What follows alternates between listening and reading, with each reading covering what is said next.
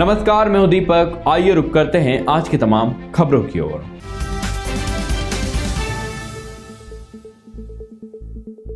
कैलाश विजयवर्गीय भाजपा का वो चेहरा है जिसने मध्य प्रदेश के मालवा क्षेत्र में एक लंबे समय तक भाजपा की जड़ों को मजबूती से जमा कर रखा हुआ है। राजनीति करने का उनका अपना ही एक अनूठा स्टाइल है और इसी कारण उनकी छवि एक राजनेता की बन चुकी है। प्रदेश की राजनीति में कैलाश विजयवर्गीय ही एकमात्र ऐसा चेहरा है जो हमेशा अजय रहा। यानी कैलाश जी ने जब भी कोई चुनाव लड़ा, उन्होंने अपने प्रतिद्वंदी को चित ही किया है। इंदौर शहर की राजनीति से लेकर राष्ट्रीय स्तर तक की राजनीति में उन्होंने अपनी कार्यशैली से हमेशा अलग ही दबदबा बनाए रखा और यही कारण है कि भाजपा में कैलाश विजयवर्गीय का नाम बड़े ही सम्मान के साथ लिया जाता है। विधायक, महापौर और मंत्री सहित वे कई पदों पर चुने गए और एक कद्दावर नेता के रूप में अपनी पहचान उन्होंने बनाई है। वहीं यही वजह है कि उनकी उपस्थिति समय समय पर प्रदेश अध्यक्ष से लेकर मुख्यमंत्री पद तक दौड़ में शामिल रही। बता दें कि पिछले 8 सालों से भाजपा के राष्ट्रीय महासचिव की जिम्मेदारी संभाल रहे कैलाश विजयवर्गीय को पार्टी ने एक बार फिर बड़ा दायित्व दिया है। उन्हें मध्य प्रदेश विधानसभा चुनाव में इंदौर 1 सीट से चुनाव मैदान में उतारा गया है। इस सीट से विजयवर्गीय का नाम जुड़ते ही राजनीतिक गलियारों में हलचल मच गई, क्योंकि हमेशा से ही प्रदेश में चर्चा में रहने वाली इंदौर 1 विधानसभा सीट पर अब देश भर की राजनीतिक पार्टियों की निगाहें टिकी हुई है। वहीं प्रदेश के राजनीतिक गलियारों में तो ये भी चर्चा है कि 2023 के चुनाव में भाजपा की जीत के बाद कैलाश जी को मुख्यमंत्री बनाया जा सकता है और शिवराज सिंह चौहान को राष्ट्रीय राजनीति में उतारा जाएगा।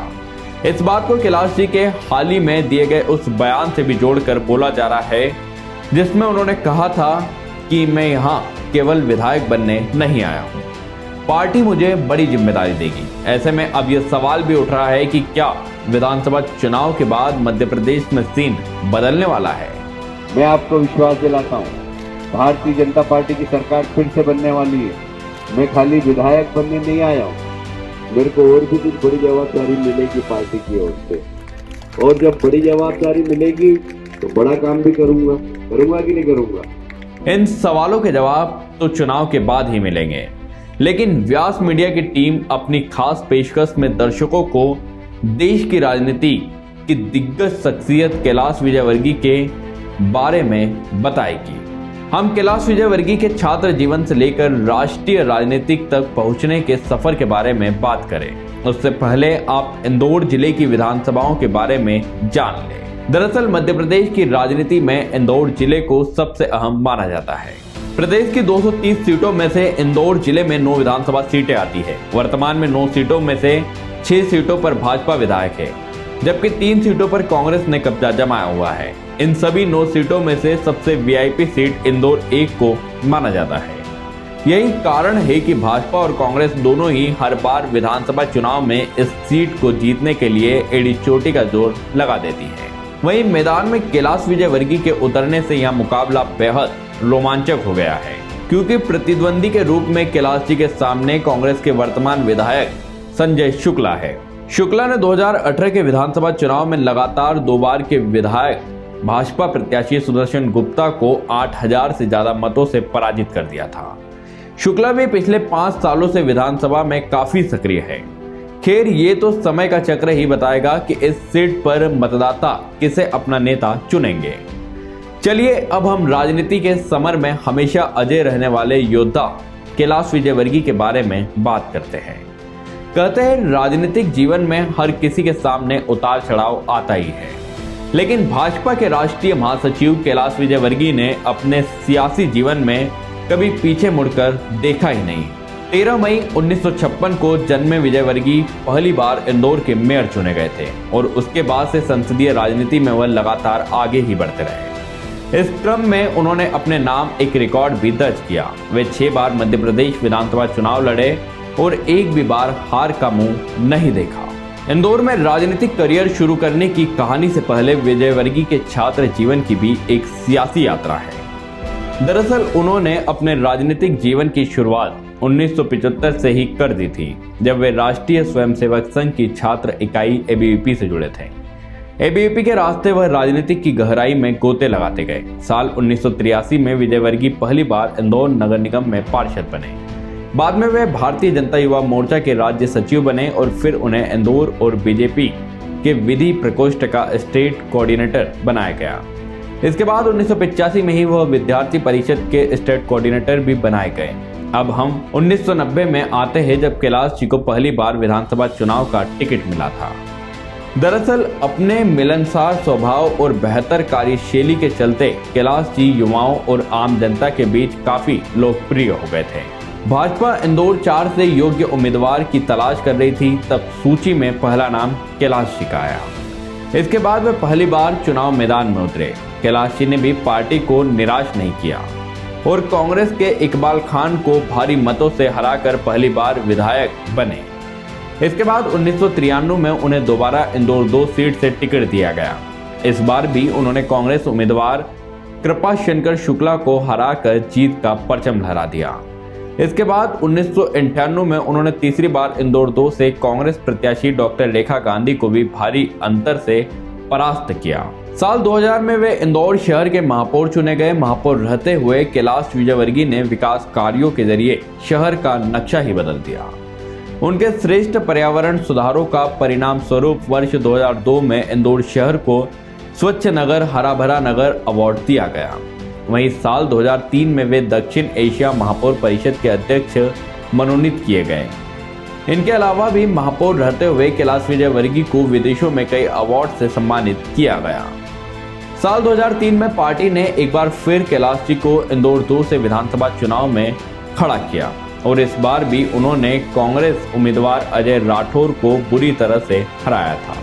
हर बार जीत का परचम फहराने पर भाजपा समझ चुकी थी कि कैलाश विजयवर्गीय को किसी भी विधानसभा से खड़ा कर दे वे सीट जीत कर ही देंगे। यही कारण रहा कि 2008 के विधानसभा चुनाव में कैलाश जी को इंदौर जिले की महू सीट से कांग्रेस के अंतर सिंह दरबार के सामने मैदान में उतारा गया। दरबार के क्षेत्र में अच्छी पकड़ होने के बावजूद विजयवर्गीय ने अपनी रणनीति और कार्यकर्ताओं के दम पर 10,000 मतों से जीत दर्ज की। इसके बाद 2013 में विजयवर्गीय ने दोबारा महू से चुनाव लड़ा और कांग्रेस के अंतर सिंह दरबार को एक बार फिर 12,000 से ज्यादा मतों से पटकनी दी।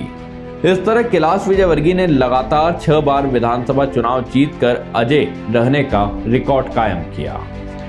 साल 2018 में कैलाश जी ने विधानसभा चुनाव लड़ने से इनकार कर दिया था। इसके बाद उनके बेटे आकाश विजयवर्गीय इंदौर 3 से उतरे और चुनाव जीते।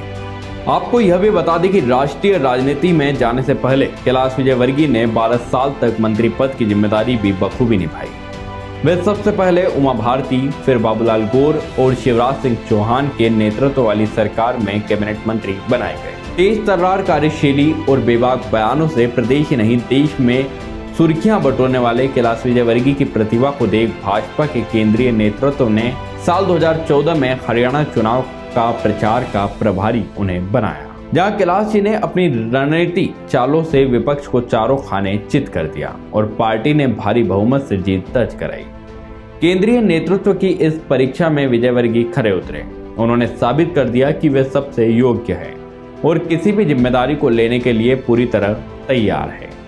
इसके बाद उन्हें पार्टी में केंद्रीय भूमिका के लिए चुना गया और 2015 में अमित शाह ने बीजेपी का राष्ट्रीय महासचिव नियुक्त कर दिया।